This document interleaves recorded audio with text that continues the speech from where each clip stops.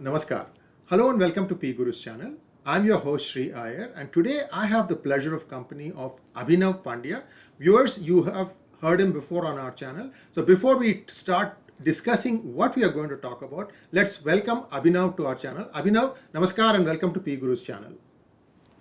Thank you very much, Sree. It's again a pleasure and an honor to speak with you and your audience on this wonderful channel. Thank you very much for inviting me. The pleasure is all mine, Abhinav. So, viewers, we have in the past discussions with Abhinav, we've taken an in-depth look at whatever subject it is that we have taken. So today, we are going to first analyze what is going on in West Bengal post the elections, what is the responsibility and the duty of the chief minister, and then also the central government, especially the home minister, what were they doing, what is the problem here, is BJP becoming more and more like Congress? Remember that Arun Shourie had said that BJP is Congress plus cow. Is Mr. Modi trying to prove this? So to get all these answers, let's go over to Abhinav. Abhinav, take us back from the time the results came rather unexpectedly for some, that Mamta Didi is coming back. But then the post-poll violence that was let loose, now the matter is in the Supreme Court where people are telling their stories. And some of the stories that we have heard on social media is absolutely shocking. Are we in India or are we in rural Sindh in Pakistan? Is the question that comes to people's mind. What are your thoughts? Thank you very much, Sree. So first of all, I'll begin with the thought that results weren't at all unexpected. Okay.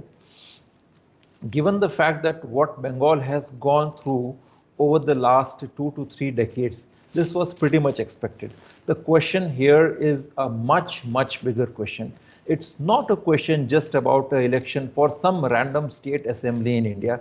It's a question of India's existential battle, which India is, the question which India faced in 1947 or during the freedom movement. Again, India is faced with the same question back like after 50, 70 years. Okay. Over the last 20 to 30 years, massive infiltration of Bangladeshi illegal Muslim migrants have taken place. And those people were basically patronized, they were facilitated by the local governments, be it the communist regime or the Mamta regime. And then as we all know, Bengal has a certain culture. Over the decades of communist rule, this pseudo-intellectualism, pseudo-liberalism has actually got into the innards of Bengali society, and traditionally and culturally they have lost their foundations. So the immigrants who came, they got a very fertile ground, and under these, the protection of these big ideologies like communism or whatever Mamta Didi tried to promote, they got a very fertile entry and very fertile. They got fake documents done and passports done. Now in this election, this was a very polarized election. There were fatwas given by religious clerics that all the Muslims have to vote en masse for Mamta Didi. If you have 25 to 30% of population which belongs to a specific religion, where it has been ordered by the clerics that you have to vote for a particular party, it's insane for any BJP cadre to imagine that they are going to have a clean sweep. And then even among the rest of the population, there were massive divisions. I'm not just talking along the religious lines. Even among the non-Muslims, there were people who were supporting Trinamool Congress. There were people who were supporting the Communist Party. So the victory of BJP was completely out of question. And intelligence agencies, some of the local intelligence agencies, in their study, they had indicated such possibilities. But unfortunately, the problem is that, especially with this dispensation, there is not enough room for any intellectual sound input, which is taken seriously. Now, again, coming back to this Bengal, ideally, the conditions in Bengal were turning very bad. You might, if I can take you back to the Malda riots, which I guess took place in 2015. I don't exactly remember the date, but I still remember the picture in which a priest of a Ramakrishna mission was brutally beaten, badly beaten by those guys. Okay. And then, this Sharda chit fund scam and all these different scams, the jihadists were having a clean sway, like a very overwhelming influence in the society. People weren't allowed to celebrate Durga Puja during the Muharram processions. They weren't allowed to celebrate their festivals.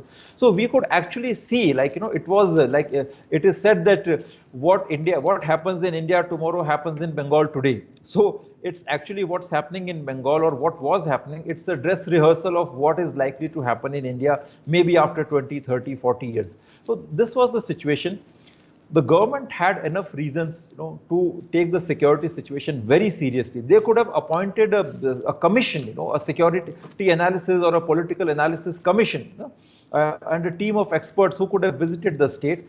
Things were very bad. They could have submitted a report, and the ideal solution would have been to impose the president's rule and send a very efficient governor with the task to weed out these jihadist elements. Now, some people will say that, well, it is the, I would say, encroachment on the quasi-federal structure of Indian constitution, the autonomy of the states or the power of the states. Well, I feel that, these are very irrelevant and I would say, groundless arguments, because any democracy, whatever, be it India or any other country, democracy has to function within certain parameters. If you have forces, if you have entities practicing totalitarian ideologies, extremist views, they are totally intolerant to diversity, intolerant to other faiths, other religions, and they are imposing a Sharia-based society in such a manner, in such a case, these conditions are not normal conditions for having your normal routine democratic society with all your human rights and fundamental rights intact. There were sufficient conditions. Law and order situation was extremely bad. The situation of radicalization was pathetic. Government could have easily imposed the president's rule, sent a very strong governor, and then after that they should have especially created task force teams. After all, they have mighty agencies, and they could have tackled this problem of jihadism over the next 4 to 5 years. But what happened? We saw that PM, I don't know what's the reason. Still there are people in this government who are over obsessed with winning elections. Be it a small nagarpalika or a municipal corporation election or a small state election, they are obsessed with it. They went to visit the state, and they conducted massive rallies, made complete fun of themselves. It was a major embarrassment after they lost.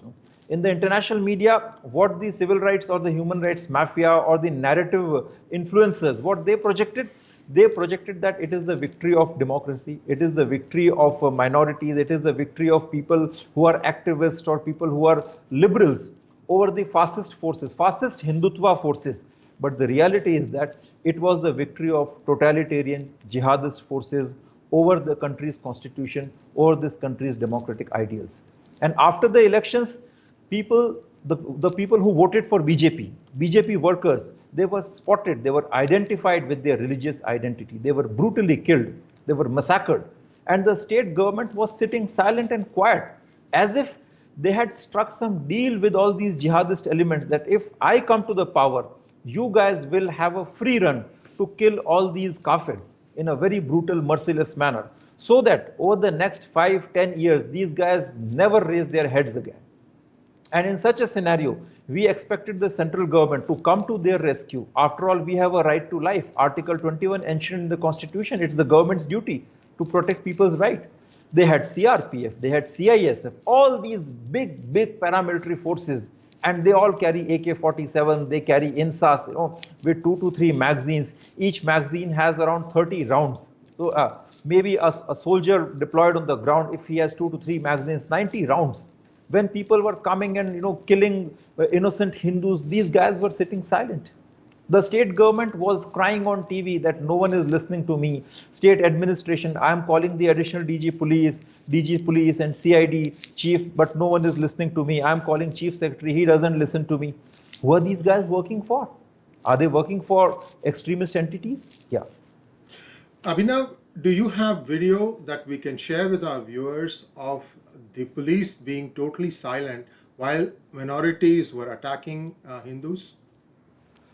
That I need to find out, but there were enough posts on social media, and the governor, honorable governor, Mr. Dhankar, he said that he openly came on the TV and said that where will these Hindus ultimately go? He visited a Hindu locality where he was shown black flags by the minority community. So videos, because I didn't keep track of the videos, but there were situations like this. Okay, And that's fine. Abhinav, that's okay. Viewers, we are going to try and get you video evidence of this. This is not going to end here, and whatever the calculations that the center is doing, I'm afraid, and please tell me if I'm wrong about this, whatever the Congress, let's go back to what I said about what Arun Shourie had described this government as, that it is Congress plus cow. Yeah, Congress used the same rules to say, tell the minorities that if you don't elect us, the other side is going to decimate you. Is the BJP using the similar card in a slightly different tone? yes, absolutely true. So, I mean, we saw that over the last 50, 70 years, I mean, the Congress cultivated a very strong minority vote bank by appeasing them. But they were told, they were deliberately kept, slightly backward, uneducated, and they were told that, well, you have to support us because, we have all these radical entities. If they come to power, you can imagine what's going to happen to you. You have seen Babri Masjid and all. So that created some kind of a fear, which was mildly broken when the Atal Bihari Vajpayee government came to power and nothing happened. Okay, but the Gujarat riots happened, and they again, they did instill some fear that things can turn worse. Okay, because it's difficult to control. Well, I'm not going into the details of Gujarat riots because I mean, more than the political party, Gujarat riots have more to do with the general people. I mean, I wouldn't say that they were totally instigated by the right-wing groups. They were more of a mass-based public reaction against something which was going on for several centuries in the state. So that's a different topic. I'm not getting into it. But for now, I mean, there was an expectation that if this government comes to power, which happened in 2014, because before that we saw that, I mean, the people like Zakir Naik, the extremist clerics, were being honored and were being, felicitated by Mr. Digvijay Singh, and, they had a free run. I mean, they could openly come and abuse Hindu gods and Hindu deities. They could openly incite people to attack, to conduct terrorist attacks. They were having a free run in this country, and the sages and Hindu monks were being targeted, were being framed actually for terrorist attacks. So there was an expectation that if this government comes, something substantial is going to happen against this extremist lobby, which includes organizations like Jamaat-e-Islami, like PFI, okay, But I mean, if you see over the last 7-8 years, nothing much has happened. PFI, this Popular Front of India, the extreme Islamist organization, which has supplied cadres to ISIS organization. I mean, many people who were in PFI, they have joined ISIS. Their cadres were involved in chopping the hands of a professor who was teaching, something about Bible in the class, and he was a Christian professor. His hands and not about Bible, but about Muhammad. Prophet. Sorry, Muhammad. Prophet, I'm so sorry. Prophet. So these people were involved in those kinds of heinous crimes. PFI cadres were involved in bomb blasts, and I mean, so they were involved in all kinds of terror funding scams, getting all the money from foreign Islamist agencies. So what we expected that this organization would be banned, then a massive crackdown on some of their key coordinators, strong legal action, or if needed, even covert action against these people. But 7-8 years have passed by. We see a lot of debate happening on the TV. Nothing has happened. Last year, during the Corona times, we saw a lot of major debate going on TV about this Tablighi Jamaat, okay, about the Maulana Saad, this, that, okay. But after that, it fizzled out. It is making the whole discourse very polarized, creating a rhetoric, but on the ground, nothing is happening.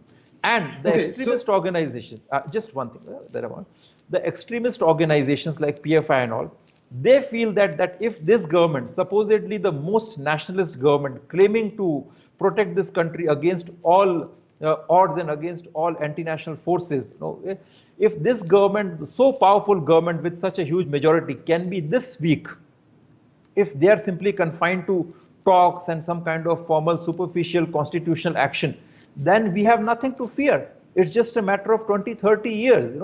Maybe after 20, 30 years, when we have the sufficient population strength, and then we can, legally, even through constitutional means, bring in Sharia in this country. So I just want us to take away 3 things from this conversation, Abhinav, and tell me what those 3 things should be. First of all, Danga Babu was the word that Mamta Didi used in 2014, in the 2016 elections, to describe Modi. What she has done, actually, basically she was referring to herself. She is actually Ganga Didi from the actions she has done to win these elections. I had some respect for this lady. I'm sorry. This is not the way you come to power in a democracy. And forget about, I have a feeling if Supreme Court acts correctly on the evidence provided, that this government is going to be dismissed. There is no other way. There is no other. If 56-inch has to show his chest size, that's what has to be done. Anyway, 3 things from you for a takeaway for this. For me, well, 3 things. 3 main takeaways. All the your India's internal security problems, which is majorly constituted by your radical Islamist outfits, that is massively expanding in every way, in terms of strength, in terms of numbers, and in terms of morale. So the funding for them is already there, guys. Don't think, oh, I'll stop all the foreign funding. The damage is done. The money is already coming. If you want to know more, read this book. It's a bestseller, by the way. Go ahead, please. Thank you. So they are expanding, and people who were imagining that these problems were merely confined to Kashmir, they are living in some kind of a delusion. Over the last 7 years, this problem has spread across the country. On an average, the country's, the Muslims and the Islamist organizations, they are very, very strongly connected with the international Islamist forces, international jihadist forces. And you have all kinds of actors like, Iran working on Shias, Turkey, Saudi, Pakistan. They are working on the Sunni extremist organizations here. So this international dimension has majorly come. And thirdly, our institutions are still very weak. Nothing has changed, and nothing seems to be changing at all. Our administration, our bureaucracy, our security forces, our intelligence agencies, they are working with the same age-old, I would say, status quo-ridden bureaucratic system. They show, in terms of competency and skills, they are declining. In terms of the understanding of such strategic and internal security threats, they have failed. And especially this dispensation's functioning, they are completely bothered about elections, and they are not able to see these long-term threats. So mark my words, after 30 years, if certainly we'll have more sessions, but maybe after 30 years, or 40 years, if we have this session, and imagine a situation when you have 40 to 50 MPs, MPs like Owaisi, who will fight elections in democratic manner, but they will have a strong Islamist extremist outfit. If they join your parliament and they have the power to support the government, they will be important in making home ministers. They will, vouch. They will pitch for bringing laws complying with Sharia. They will pitch for bringing laws complying with blasphemy in this country, because nothing is happening. You see, that fellow Kamlesh Tiwari was murdered. Some Maulvis gave a fatwa of 51 lakhs against him. Nothing has happened against them. That's right. That Mauli should have been acted upon. See, the criminal code is uniform. If somebody gives a fatwa and that does happen, that means that person is the one who ordered it. That's how I see it. What do I know? But viewers, please do subscribe to our channel. Please pass this message. There are some strong observations that Abhinav has made, but this is all based on facts. He is really, really hurt, as you can see from, and so am I, just listening to this. And I'm also having more speakers come on with more factual evidence in the days and weeks to come. I expect some turbulence in terms of how these videos are going to be received, but the truth shall be told. Thank you very much, Abhinav. Namaskar. Namaskar.